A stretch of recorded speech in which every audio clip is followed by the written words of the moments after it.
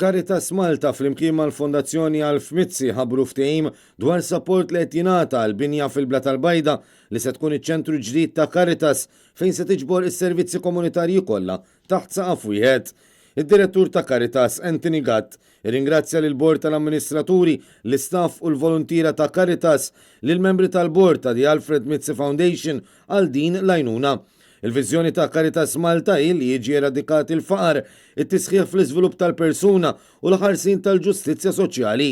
Il-bniedem jibqa' ċentru tal-ħidma kontinwa ta' Caritas. Dan iċ-ċentru ġdid se jiġbor fih l-amministrazzjoni tal-Caritas u s-servizzi kollha mhux residenzjali li huma offruti lis-soċjetà fosthom il-counseling u social work li jagħmel interventi fejn ikun hemm kriżijiet li jolqtu lil familji, prevenzjoni fl-iskejjel u l-postijiet tax-xogħol, il-gruppi kollha ta' support li jingħataw, l-użura u l-koordinament tal-ħidma soċjali fil-parroċċi u tal-volontarjat. Ibinja ta' 5 solari fejn anke se jkollha sala li tospita sa 200 persuna, drop-in center għall-komunità.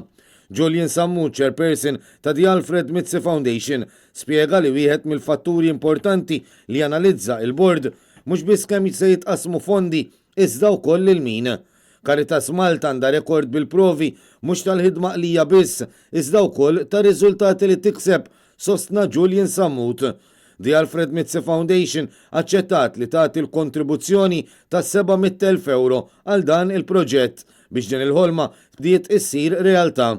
Fit-tmiem il-konferenza tal-aħbarijiet, id-direttur ta' Caritas Malta ippreżenta tifkira tal-okkażjoni li chairperson Julian Sammut.